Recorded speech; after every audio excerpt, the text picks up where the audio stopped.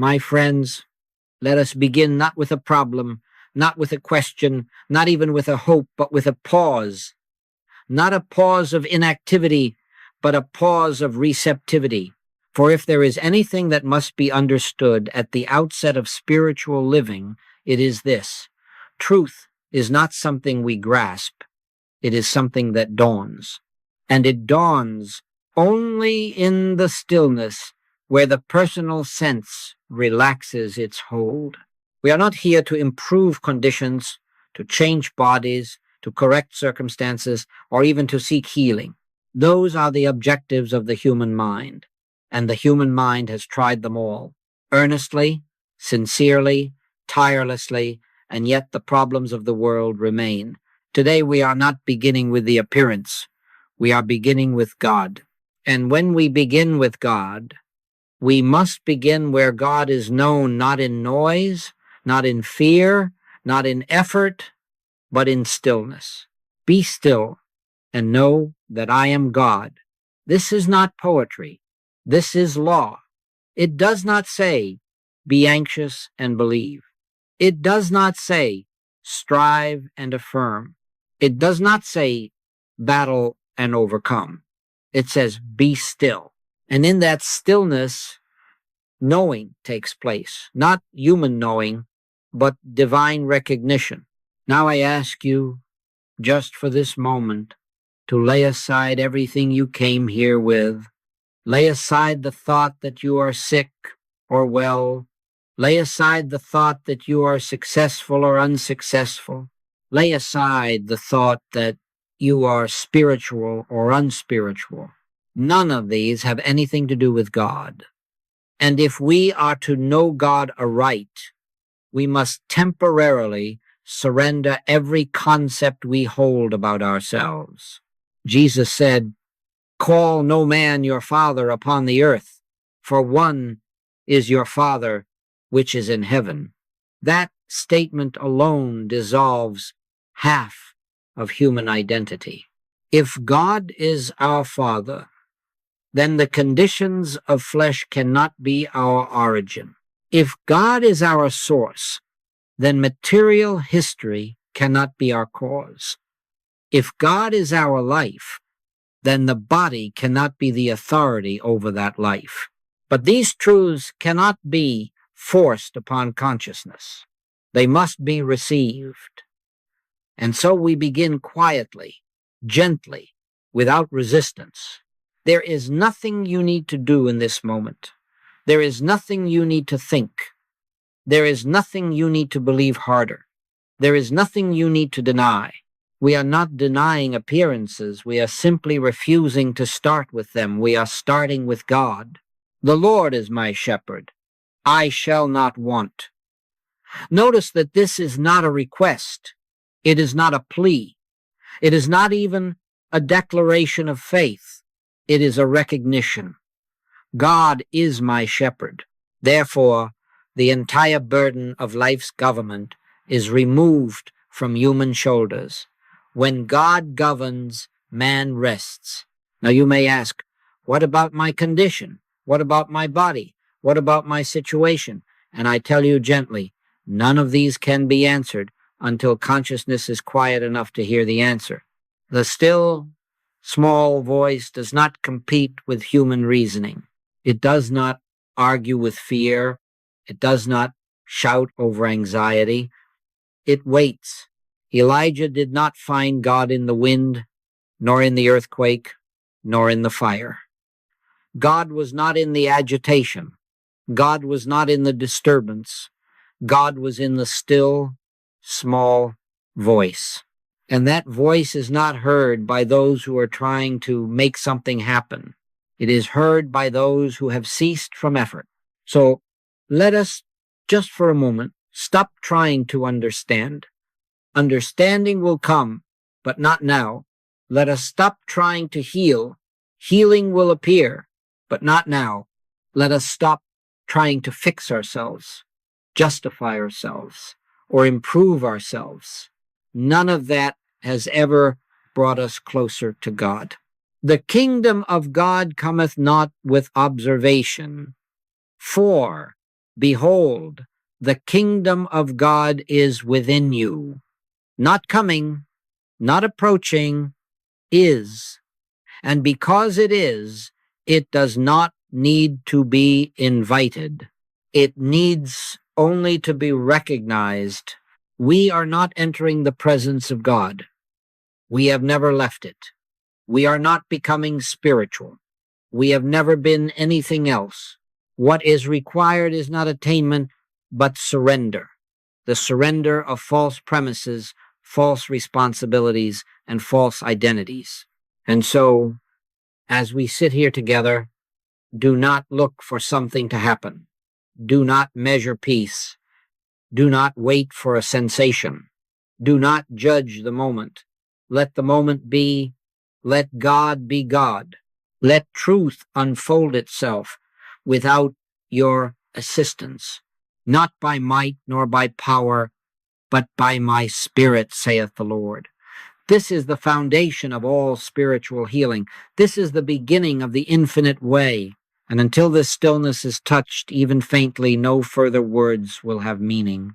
Rest here, then, not as a patient, not as a seeker, but as one who is willing for a moment to let go of the struggle and allow God to reveal what already is. Now that we have entered, even in a small degree, into the stillness, we may begin to look quietly, without fear, at one of the most important distinctions ever revealed to human consciousness. It is a distinction upon which the entire ministry of spiritual healing rests, and without which no real progress can be made. That distinction is this: the difference between condition and consciousness. All human thought begins with conditions. The body presents a condition. The world presents a condition. Finances, relationships, health, climate, age, all present themselves as conditions. And the human mind immediately assumes that these conditions are causes.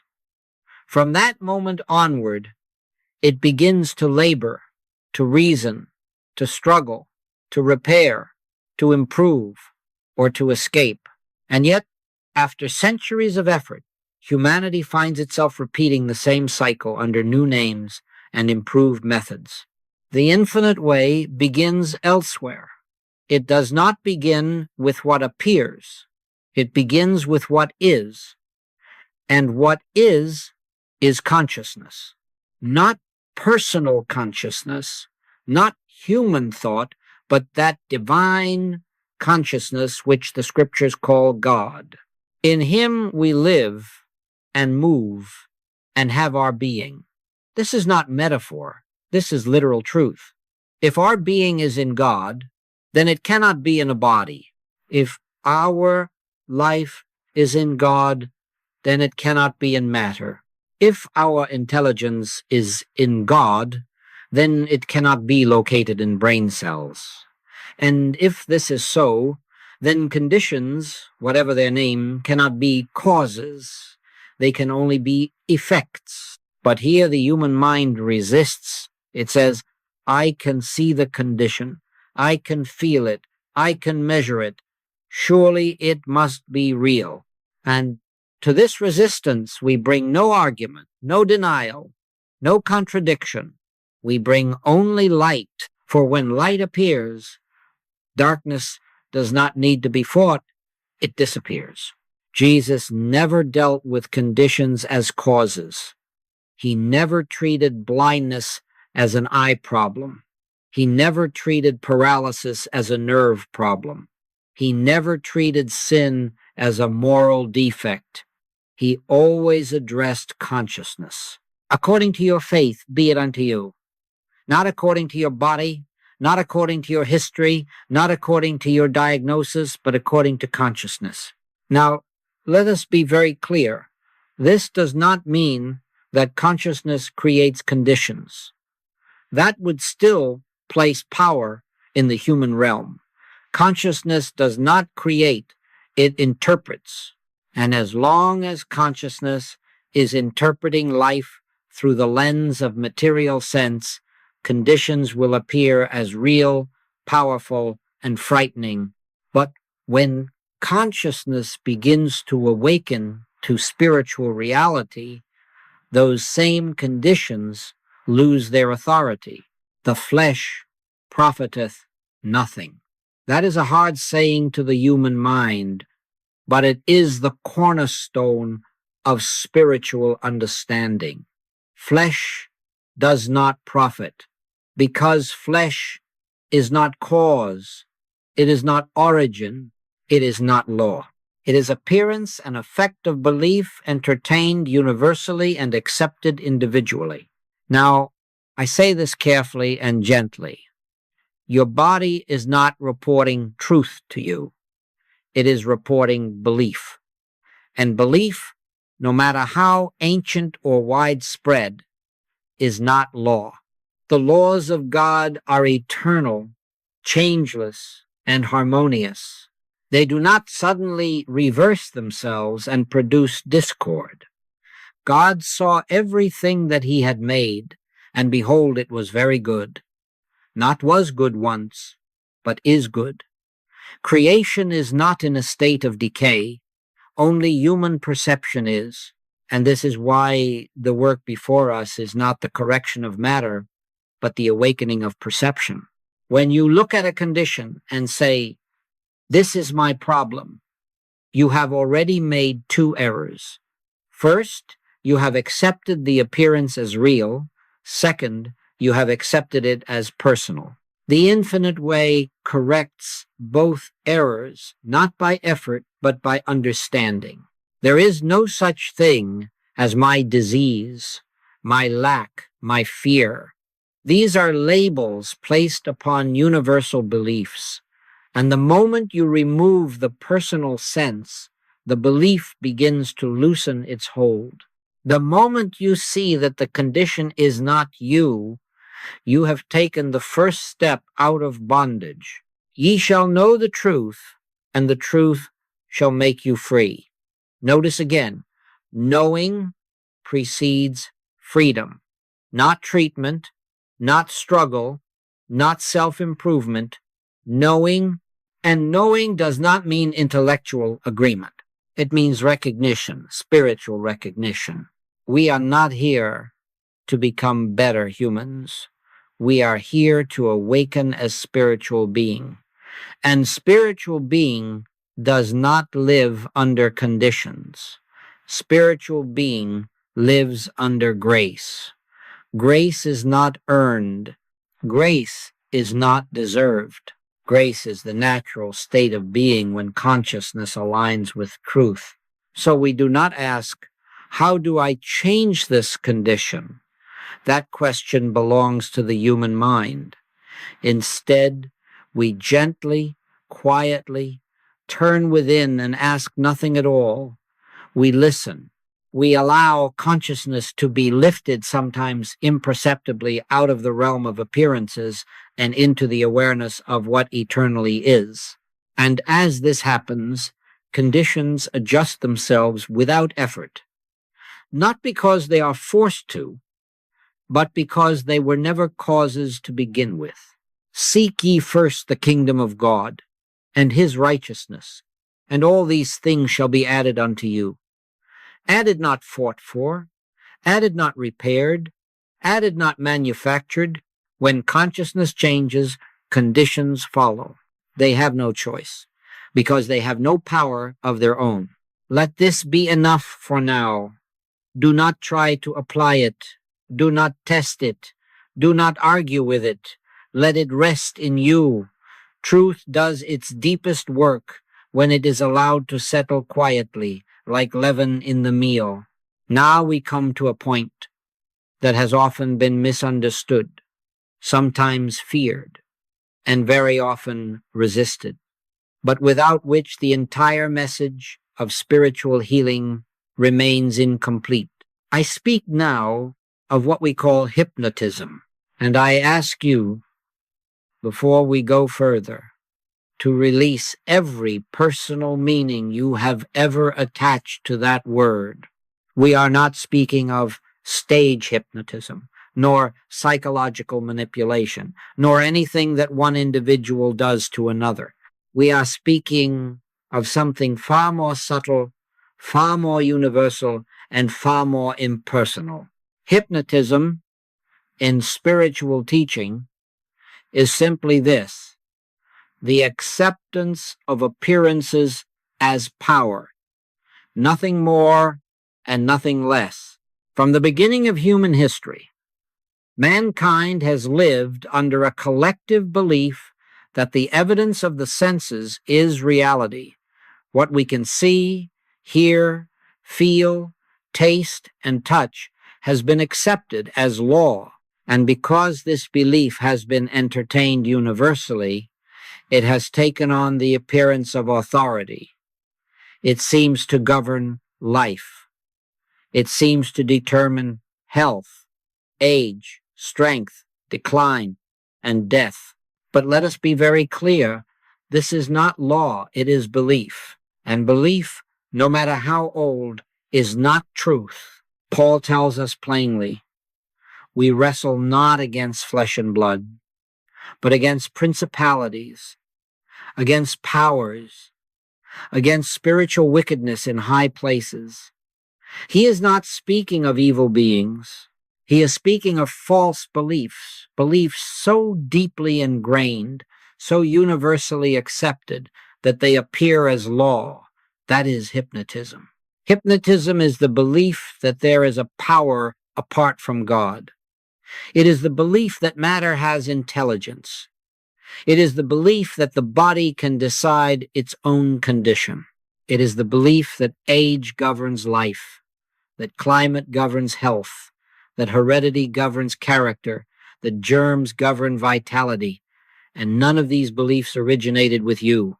This is a point of great importance, because the moment you believe that disease or discord is the result of your thinking, your fear, your sin, or your failure, you have placed an unbearable burden upon yourself. You have turned spiritual living into self-condemnation, but spiritual truth never condemns. There is therefore now no condemnation to them which are in Christ Jesus. You are not being punished. You are not failing. You are not creating disease. You are awakening out of a belief that has governed humanity for centuries. And this belief operates impersonally, just as gravity operates impersonally. It does not single out individuals. It simply functions wherever it is accepted as law. Jesus made this very clear when he healed the man born blind. When asked, who did sin, this man or his parents? Jesus answered, in effect, neither. He refused to place blame. He refused to locate cause. He lifted consciousness entirely out of that level of thinking. He said, I must work the works of him that sent me. In other words, this has nothing to do with personal guilt or history. Hypnotism is not overcome by willpower. It is not defeated by positive thinking. It is not dissolved by affirmations. In fact, any attempt to fight hypnotism only strengthens it because the fight itself acknowledges its power. This is why Jesus said, resist not evil, not because evil is dangerous, but because resistance gives it reality. Hypnotism dissolves the moment it is recognized as nothing, not denied, not battled, recognized. When light appears, darkness does not argue, it vanishes. Now understand this clearly. Recognition is not a mental statement. It is not saying this is nothing.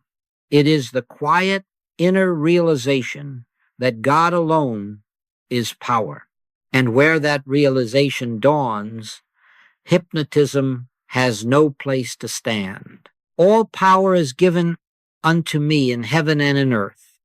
If all power belongs to God, then where is the power in disease? Where is the power in age?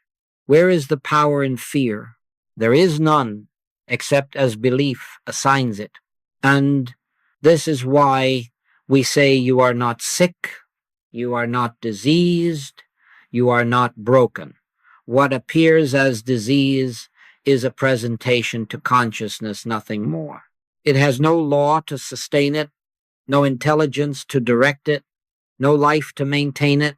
It is a shadow cast by belief, and a shadow disappears when the light is turned on.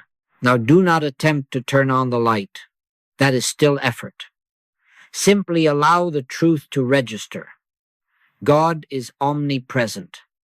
There is no place where God is not. There is no moment where God is absent. There is no condition outside of God. And because this is true, hypnotism has no reality. God is light, and in him is no darkness at all. Not less darkness, not overcoming darkness, but no darkness at all. This is the nature of spiritual realization. It does not negotiate with appearances. It does not analyze them. It simply abides in truth. So when a condition presents itself, whether in the body, the mind, or the affairs of life, you need not ask, how do I get rid of this? That question belongs to hypnotism. Instead, you quietly turn within and rest in the awareness God is. And in that awareness, without effort, without words, without direction, the false sense begins to dissolve. This is not mysticism for the few. This is the natural state of being when consciousness returns to its source. It is not dramatic. It is not sensational. It is gentle, quiet, and profoundly normal. Let us not rush beyond this. Let it settle. Hypnotism loses its power the moment it is seen, not as personal failure, but as impersonal belief. And in that seeing, freedom begins. Now we come to a point where many sincere seekers unknowingly delay their freedom, not through neglect, not through indifference, but through earnest effort in the wrong direction. I speak of the habit of searching for causes, and I say at once, so that there be no misunderstanding, the desire to know why something has happened is natural to the human mind, but it is precisely this desire that must be gently laid aside if spiritual realization is to take place. The moment we ask, what caused this? We have already accepted the appearance as real. We have granted it legitimacy. We have assumed that it has a history, a law, and a continuity. And having done so, we then attempt to trace it back to some point in the past, perhaps a thought, an emotion, a diet, an accident, a heredity, or even a sin. But all of this activity takes place entirely within the realm of hypnotism. Jesus never searched for causes. Never once did he ask, how long has this been? Never did he inquire into heredity, diet, or mental states. Never did he analyze the past. When confronted with discord, he turned entirely away from it and said, in effect, rise. And the rising took place not because a cause was removed, but because consciousness was lifted above the level where causes seem to operate. The human mind believes that if it can locate the cause, it can correct the condition. This belief governs medicine, psychology, and much of metaphysics. But spiritual wisdom reveals something far more radical, that error has no cause. It is not caused by mind, matter, emotion, or circumstance. It is sustained only by belief, belief accepted as law. When you search for causes, you keep attention fixed on the appearance. You keep consciousness anchored in the very realm from which you are seeking release. You are in effect saying, this has something behind it. This has a reason for being. And so long as that assumption remains, hypnotism continues its work. The scriptures tell us, before Abraham was, I am. This is not a statement of history. It is a statement of timeless being. Truth has no past. Reality has no origin in time. God did not begin, and God does not change. Therefore, anything that appears to begin, to develop, to worsen, or to improve cannot be of God. And if it is not of God, it has no cause, no law, and no continuity. Here we must be very gentle with ourselves. Many students, upon hearing this attempt to stop thinking about causes, but that too is effort. We are not asked to suppress thought. We are asked to outgrow a false premise. And false premises fall away naturally when light is allowed to enter. Consider this. If God is infinite, where could a cause exist outside of God? If God is omnipresent, where could a power arise that God did not create? And if God is omnipotent, what power could operate independently? These questions are not meant to be answered intellectually. They are meant to dissolve the very framework in which the problem appears. Known unto God are all his works from the beginning of the world. God does not discover conditions. God does not investigate causes. God knows only what God is. And when we align ourselves even slightly with that divine knowing, we, too, cease to search among appearances. There is a deep relief that comes when one finally gives up the search for causes.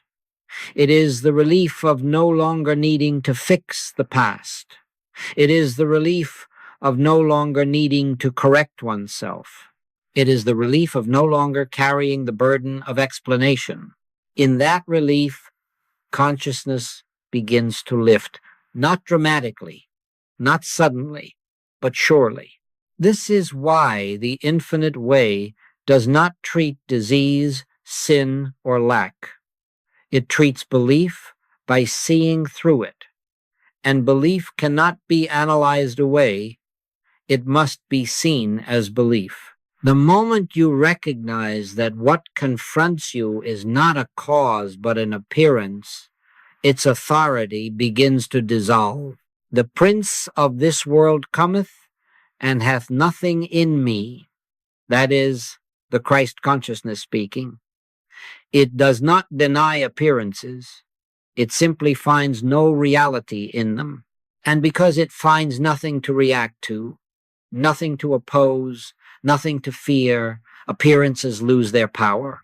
So, when a condition presents itself, and it will, from time to time, do not ask, why did this happen? Do not ask, what did I do wrong? Do not ask, how do I correct this? Those questions belong to a world of two powers. Instead, quietly turn within and rest in the awareness of God's presence. God is not in the cause. God is not in the explanation. God is not in the condition. God is in being. And when consciousness abides in being, the search for causes ceases of its own accord. Let this be enough for now. Do not practice it. Do not apply it. Simply allow the truth to work where it alone can work, in consciousness. For when consciousness changes, causes disappear because they were never there. Now we come to what may be called the great turning point in spiritual healing, the place where bondage begins to loosen and freedom quietly enters consciousness. It is the point at which we learn, often, slowly, sometimes reluctantly, to release personal ownership of appearances. And here again, I ask you to listen without fear, because impersonalization is not loss, it is liberation. Human sense insists upon saying, this is my problem, this is my sickness, this is my fear, this is my life. And the moment we say my, we have accepted responsibility for something that was never ours to begin with. We have placed ourselves at the center of a universe that was never meant to revolve around personal sense. Jesus never personalized error. Never once do we find him saying, your disease, your sin, or your failure. He spoke of appearances as something to be seen through, not something to be owned. Why callest thou me good? He asked. There is none good but one, that is, God. In that single statement, he removed personality from both good and evil and placed all reality back where it belongs, in God. Impersonalization does not mean that we become indifferent, cold, or detached. On the contrary, it is the highest form of compassion. For the moment we see error as personal, we bind ourselves and others to it. But when we see it as impersonal belief, no longer owned, no longer identified with, we open the door to freedom. Here is the great truth.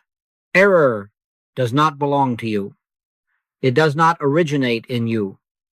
It is not sustained by you. And it cannot remain when you cease to claim it. The moment you say, even faintly within yourself, this is not me, you have begun to break the spell. Paul understood this when he said, it is no more I that do it, but sin that dwelleth in me. He was not excusing wrongdoing. He was removing identity from appearance.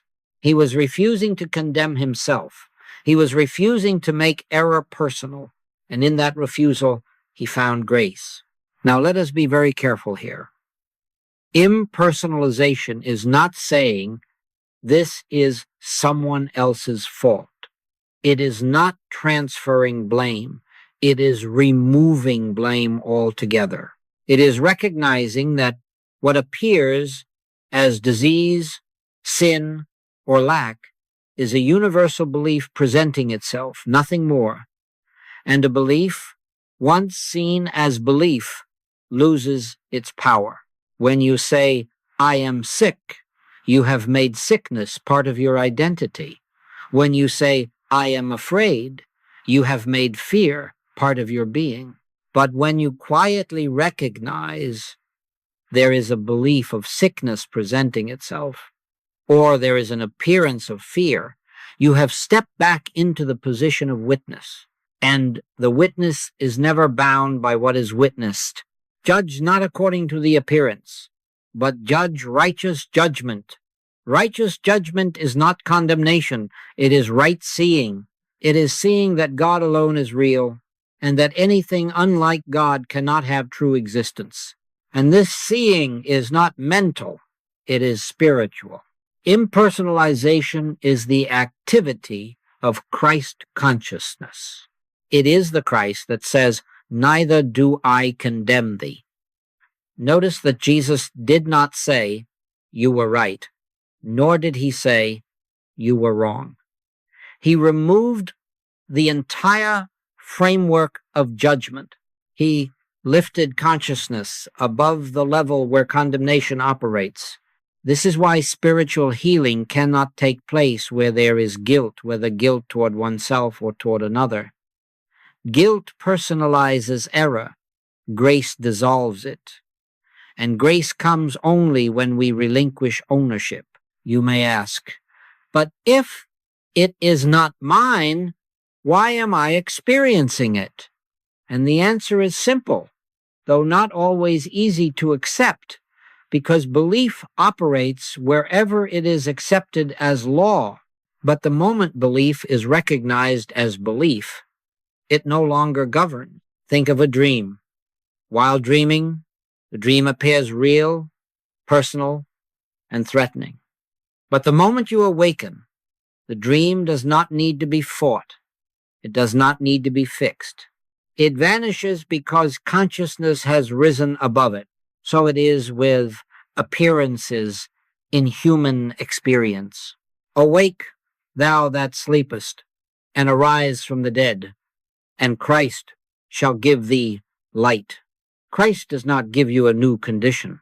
Christ gives you light. And in that light, conditions change of their own accord. So we do not take responsibility for appearances. We take responsibility only for one thing: maintaining our orientation toward God. We do not watch the body. We do not monitor the mind. We do not analyze circumstances. We turn within and rest in the awareness that God is the only presence and the only power. Let this truth be received gently. Do not force impersonalization.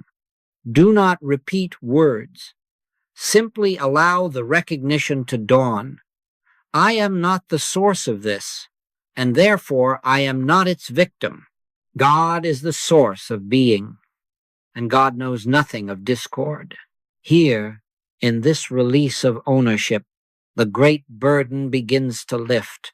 Fear loosens its grip, struggle fades, and the peace of God, which passeth all understanding, begins to be felt not as emotion, but as assurance.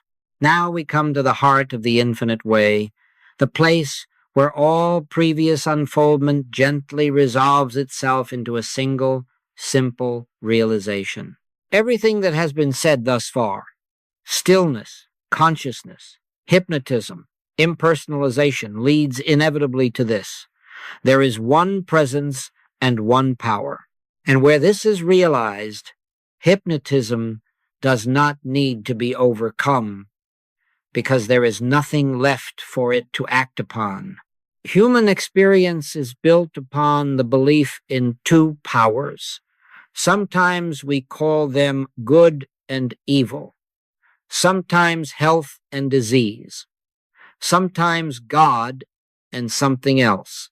But always, in some form, there is the belief that God exists alongside an opposing force.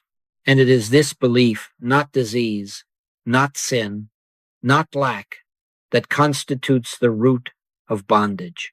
Hear this clearly. God is not a power over something. God is not a force contending with other forces. God is not greater than evil. God is all. And that which is all cannot have an opposite.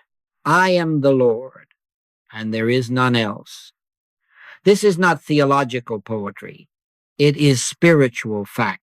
If there is none else, then what we have feared, resisted, treated, and struggled against has never possessed power.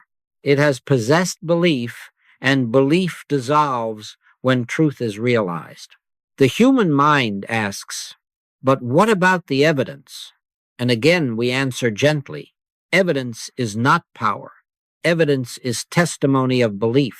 If evidence were law, no miracle could ever have taken place.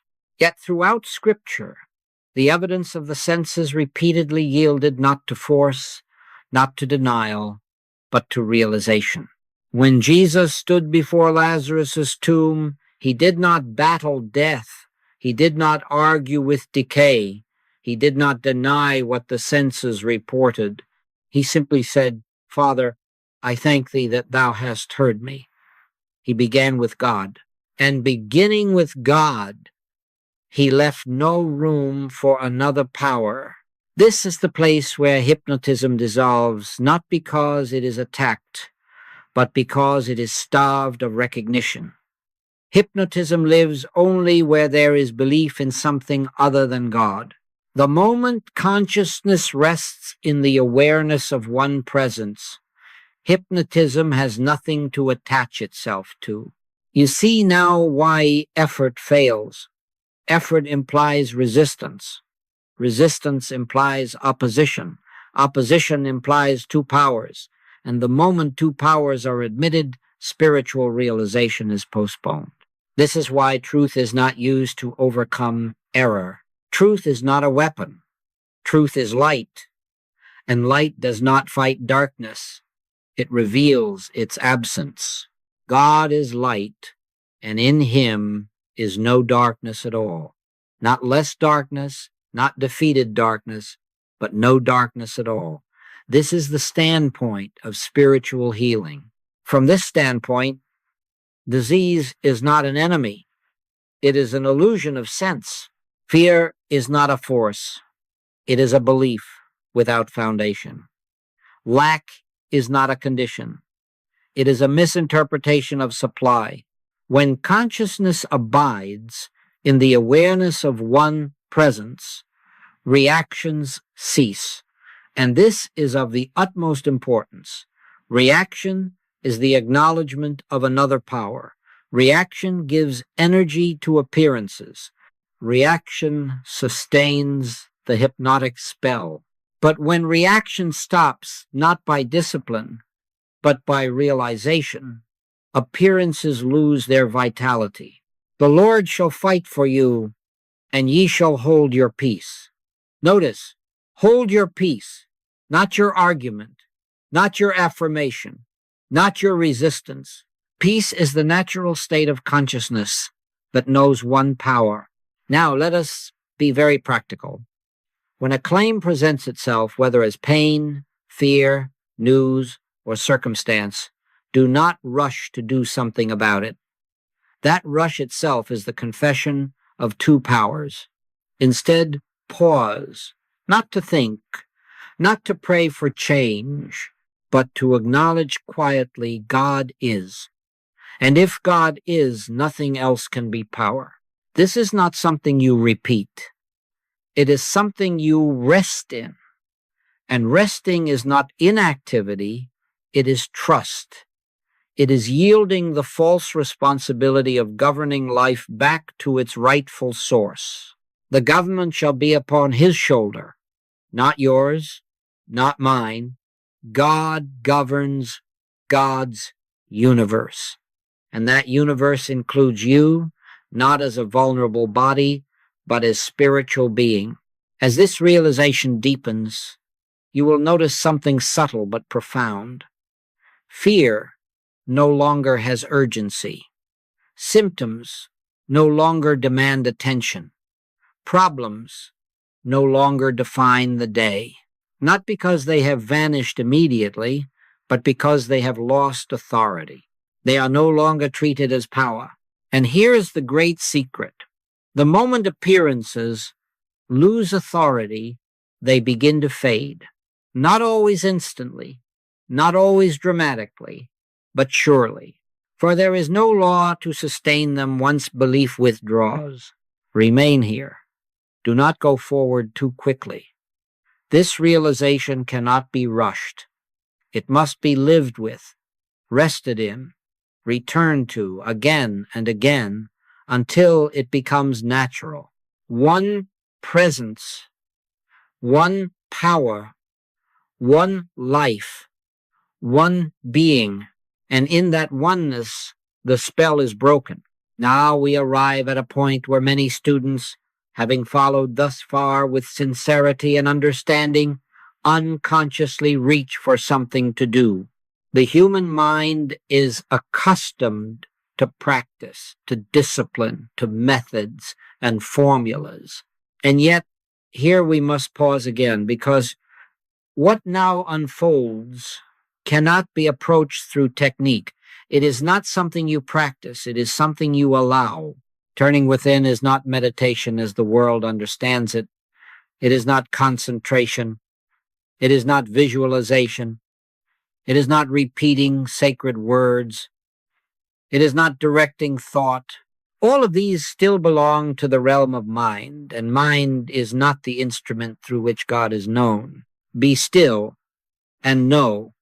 Not think, not affirm, not declare, know. Knowing is not an activity. It is a state of awareness that comes when activity ceases. To turn within, then, is simply to stop turning without. Most of life is lived outwardly. We look to the body for information. We look to the world for confirmation. We look to others for reassurance. And every time we do this, we reinforce the belief that power, life, and intelligence exist outside of God. Turning within is the quiet withdrawal from this habit. Jesus called it praying in secret. Enter into thy closet, and when thou hast shut thy door, pray to thy Father which is in secret. This closet is not a room, it is consciousness. And shutting the door does not mean excluding the world. It means excluding the belief that the world governs life. Now, listen carefully. When you turn within, do not go looking for God. God is not lost. God is not absent. God is not hiding behind thoughts. God is already present. Turning within is not a search, it is a surrender of the search. There may be moments when you feel nothing at all. Let them be. There may be moments when the mind is restless. Let it be. There may be moments when fear tries to reassert itself. Let it be. None of these have power. They are movements of the surface. You are not required to still them. They still themselves when you stop engaging with them. Stand still and see the salvation of the Lord. Standing still is not physical immobility. It is the cessation of mental interference. Salvation is not achieved. It is revealed. In this inward turning, you are not asking God to do something that would imply that God has not already done it. You are not asking to be healed, guided, or supplied. You are acknowledging quietly that God is, and in that acknowledgement, communion takes place. Communion is not conversation. It is not words exchanged. It is awareness shared. It is the recognition of presence. It is the deep inner assurance that says, without sound or language, all is well. Elijah heard a still small voice, and that voice was not instruction, it was not explanation, it was presence. And presence needs no explanation. As you rest in this inward turning, whether for a few moments or longer, do not evaluate the experience. Do not say, this is working or this is not working. Evaluation belongs to the mind. Awareness belongs to the soul. Let the experience be what it is. Over time, you may notice that this inward resting begins to carry over into daily life. You react less. You hurry less. You fear less. You do not need to protect yourself as much. Not because you have become strong, but because you have ceased to believe in opposing powers. This is prayer without words. This is meditation without effort. This is worship without form. It is the simple acknowledgement of God as the only presence. Abide in me, and I in you. Abiding is not striving. It is remaining. And you cannot remain in God by effort, any more than you can remain in sunlight by thinking about it. You remain by not leaving. So when you find yourself pulled outward again, as you will do, not condemn yourself. Simply return, gently, quietly, without urgency. The return itself is grace. And here, in this turning within, healing does not need to be mentioned. Harmony does not need to be sought. Supply does not need to be requested. These are not separate acts of God. They are the natural outflow of divine presence realized. Remain here as often as you can, not by schedule, not by rule, but by inclination, and trust this. What is revealed in silence will govern life without your assistance. Now we come to something that touches every human heart, whether spoken of openly or hidden carefully beneath spiritual language. I speak of fear, fear of disease, fear of lack, fear of the future, fear of loss, fear of death. And yet, even here, we must be careful not to give fear a place of importance. Fear is not an enemy to be conquered. It is not a power to be overcome. Fear is a shadow, and shadows disappear when light is present. Most people believe that fear must be resisted, disciplined, controlled, or replaced with courage. But all such efforts still assume that fear has power. And the moment we grant fear power, we have already stepped into the belief in two powers. Fear lives only where there is a belief in separation from God. There is no fear in love, but perfect love casteth out fear. Notice that fear is not cast out by effort, nor by bravery, nor by human will. It is cast out by love, not human affection, but divine love realized. Love does not fight fear, it dissolves it by filling consciousness. Fear is sustained by anticipation. It lives in tomorrow.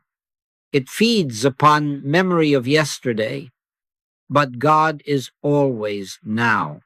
And in the now, fear has no footing. When consciousness rests in the awareness of God's presence, fear finds no place to stand. Think of this carefully. Fear is always concerned with something that might happen or something that did happen. God is concerned only with what is. And what is infinite life, infinite love, infinite being. When consciousness abides here, fear is not addressed, it is forgotten. Jesus did not tell his disciples to fight fear. He said, "Take no thought for your life," not because life is unimportant, but because life is already secure in God. Thought here means anxious thought that assumes responsibility for outcomes. And when responsibility is relinquished, fear loses its purpose. Fear also thrives on ownership. My body, my future, my security. But when we have learned, even in a small degree, to say, "The Lord is my shepherd," fear begins to loosen its grip. A shepherd governs. Sheep do not plan their own protection. They follow. And following in the spiritual sense is yielding. Fear not, for I am with thee. God does not say, "Fear not," because nothing can happen. God says, "Fear not, because I am." Presence is the answer to fear, not explanation, not reassurance, not prediction. Presence. Now, here is something of great importance. Fear cannot be reasoned away. Reason belongs to the mind, and fear often outlives reason. But fear cannot survive realization. The moment consciousness feels even faintly the presence of God, fear begins to fade. Not always instantly, not always completely, but inevitably. You may notice that when fear is not fought, it does not intensify. It weakens. When fear is observed without reaction, it loses momentum. Reaction feeds fear. Stillness starves it. This is why we do not say, "I must get rid of fear." That very statement keeps fear alive. Instead, we turn within, rest in God, and allow fear to dissolve naturally like mist in the morning sun. The Lord is my light and my salvation. Whom shall I fear? Not what shall I fear, but whom. Fear is personified only when we believe in another power. When that belief is gone, Fear has no identity. As this understanding deepens, you will find that fear does not dominate your decisions. You may still encounter situations that once frightened you, but they will not govern you. You will feel a quiet assurance, not excitement, not confidence in self, but trust in God. And trust is not something you cultivate. It is something that appears when fear has gone. Let us not hurry beyond this. Fear does not vanish because we wish it to. It vanishes because consciousness no longer supplies it with belief. Remain gently in the awareness of God's presence. Let that presence do what it alone can do. Now we come to a point where many sincere students falter, not because they lack understanding, but because of a habit so ingrained that it seems almost impossible to relinquish. I speak of the habit of watching the body, observing it, checking it, measuring it, waiting for it to report improvement or decline, and yet, until this habit is gently outgrown, spiritual realization remains partial. The body was never intended to be an authority. It was never meant to be consulted for truth. It was never designed to testify to reality. The body is an instrument, nothing more, and an instrument does not govern the musician. Know ye not that your body is the temple of the Holy Ghost? A temple does not determine the activity of God. A temple is the place where God is expressed.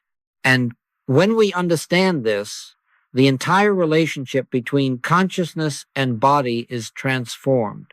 Most people live as though the body were the source of life. They listen to it as though it were intelligence. They obey it as though it were law. But life does not originate in the body, nor is it sustained by it. The flesh profiteth nothing. That does not mean the body is evil or unimportant. It means it has no power of its own. Now, let us be very clear. Turning away from watching the body does not mean neglect.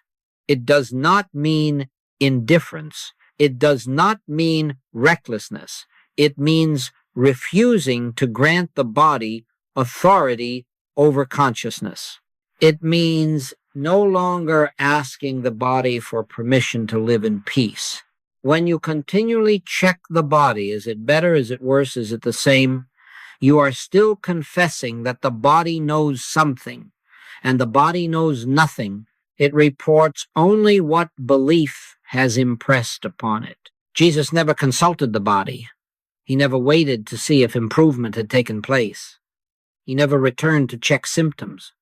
He spoke from realization, and then he walked on. Rise, take up thy bed, and walk. And having said this, he did not linger to observe the process.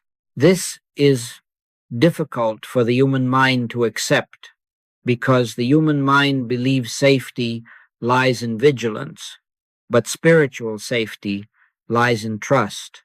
Watching the body is not protection, it is surveillance. And surveillance is fear in subtle form. Take no thought for your life, what ye shall eat, or what ye shall drink, nor yet for your body. This does not mean life and body are unimportant. It means they are already under divine government. And what God governs does not require human supervision. Now hear this gently. The more attention you give to the body, the more it demands attention. The less attention you give to it, the more it settles into harmony. This is not because neglect heals, but because belief withdraws its pressure. The body reflects consciousness. When consciousness is at rest, the body follows. You may ask, but how do I stop watching the body? And the answer is, you do not try. Trying only shifts attention back to the body again. You simply begin to live. You go about your day as normally as possible. You engage with life. You turn your interest outward, not in distraction, but in participation. The life which I now live in the flesh, I live by the faith of the Son of God. Faith here is not belief in healing. It is trust in God's government. You live by trusting that God is maintaining what God has created. If discomfort presents itself, you do not analyze it. You do not dramatize it. You do not label it. You quietly acknowledge this is not authority. And then you return to whatever is before you, not with indifference, but with assurance. As this becomes natural, you will find that the body occupies less and less of your awareness. It does not dominate thought. It does not define the day. It becomes, once again, what it was always meant to be, an instrument through which life expresses itself. And here is the great freedom. When the body is no longer watched, it is no longer feared. And when it is no longer feared, it no longer governs. Let us not rush this. Habits dissolve gently. Do not judge yourself if attention returns to the body from time to time. Simply return again to trust. Return again to God. Return again to the awareness that life is not in matter, but in spirit. At this point, it is necessary to correct one of the most subtle misunderstandings that has followed spiritual teaching through the centuries. It is the belief that healing is the purpose of prayer, the objective of meditation, or the goal of spiritual living. And while healing does occur and does so naturally and beautifully, it is never the aim. Healing is the effect of something far greater. God is not a healer in the human sense. God is life. And life, when unobstructed by belief, expresses itself as harmony. Healing is simply harmony becoming visible where discord seemed to be. When we set out to be healed, we are still starting from the problem. We are still granting reality to the appearance. We are still measuring spiritual success by physical change. And this keeps consciousness tied to effect rather than cause. Jesus never sought healing. He sought the Father. I seek not mine own will, but the will of the Father which hath sent me. The will of the Father is not that disease be removed. It is that divine life be known. When life is known, disease is irrelevant. There is a vast difference between turning to God for healing and turning to God alone. When you turn to God for healing, your attention remains divided. One eye is on God, the other on the condition. But when you turn to God alone, healing has no audience. It occurs without notice. He that seeketh his life shall lose it, and he that loseth his life for my sake shall find it. This is not about physical death. It is about surrendering the personal sense of life, the sense that life must be managed, protected, repaired. When this sense is lost, true life is found. Now, many students worry that if they stop seeking healing, healing will not happen. But the opposite is true. The very act of seeking healing keeps the problem alive. It keeps consciousness engaged with discord. When the desire to be healed dissolves into the desire to know God, the body is freed from the burden of demonstrating wellness. Healing does not require your attention. God does not need your focus on disease in order to remove it. God needs only recognition, and recognition is not concentration, it is awareness. In the early stages of spiritual study, healing may seem dramatic, even miraculous, but as understanding deepens, healing becomes quieter, more incidental. It is no longer an event. It is a state of being. Harmony becomes normal. Discord becomes foreign. This is why advanced students often experience fewer dramatic healings, not because less is happening, but because less is noticed. Life flows more smoothly. Problems dissolve before they are named. Needs are met before they are felt. Before they call, I will answer. This does not mean God anticipates requests. It means God is already functioning as fulfillment. There is no gap between need and supply when consciousness abides in God. If you find yourself tempted to measure your progress by physical improvement, gently release that habit. Measurement belongs to the human mind. Spiritual realization does not announce itself through symptoms. It announces itself through peace. And peace is the true sign of healing, not excitement, not relief, not celebration. Peace. Let healing take care of itself. Let the body take care of itself. Let the world take care of itself. Your work is singular, to abide in God.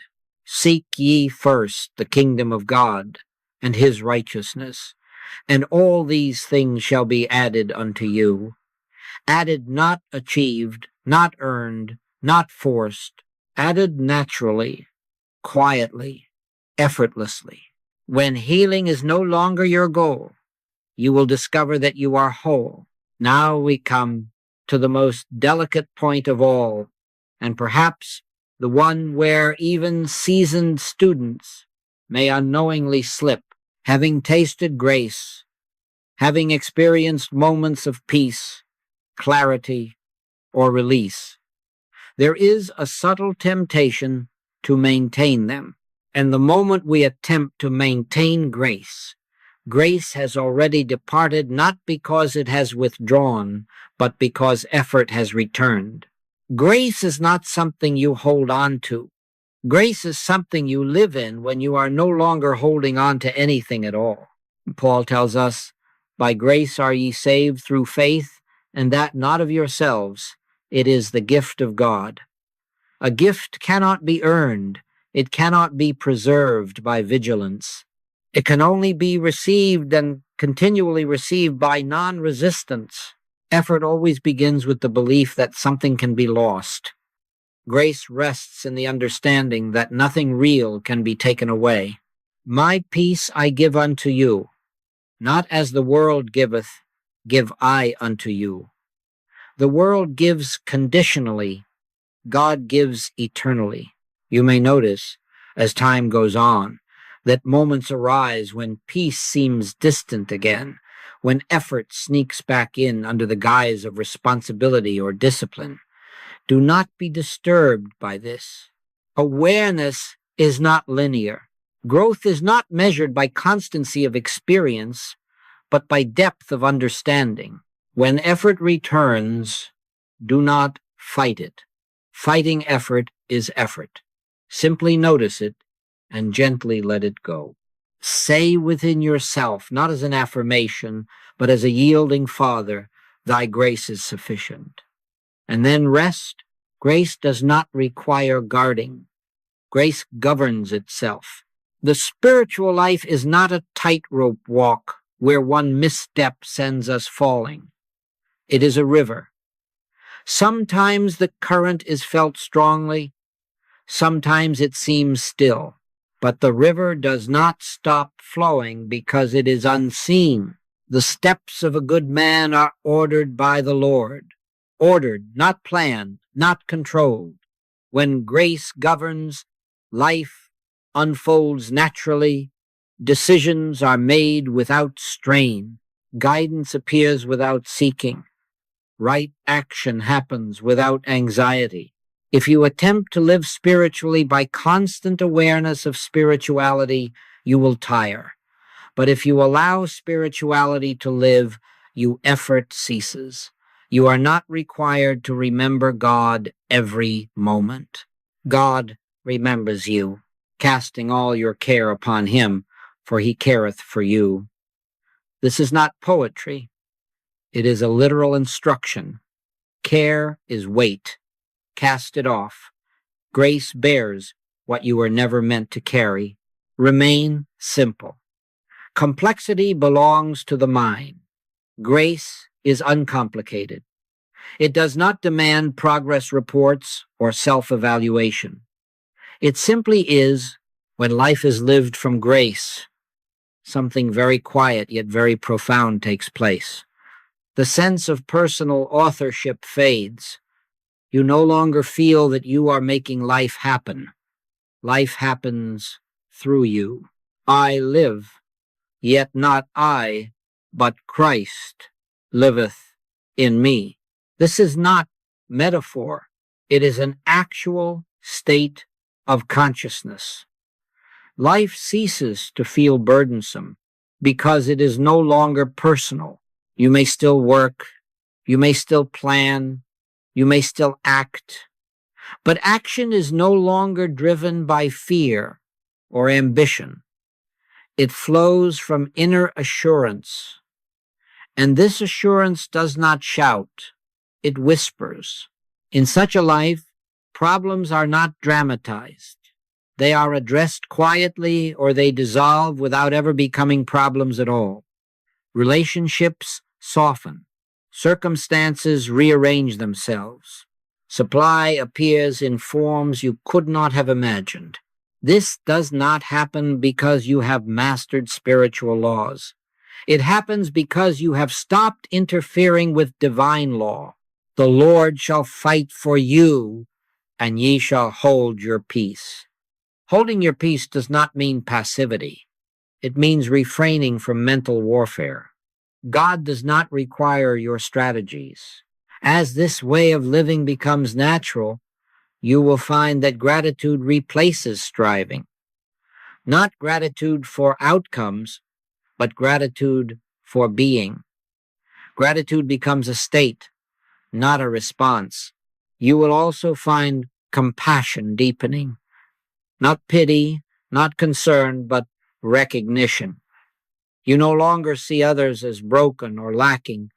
You see them as God sees them, even when appearances suggest otherwise.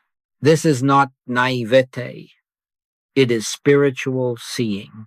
And from this seeing, blessing flows, often without words, often without intent. Your very presence becomes healing, not because you try to heal, but because you are no longer obstructing the presence that heals. We come now to the place where words themselves grow thin. There is nothing new to be learned here, only something to be surrendered. Jesus' final words from the cross were not a cry of defeat. They were a statement of completion. It is finished. Not I am finished, but it is. The struggle, the effort. The belief in separation.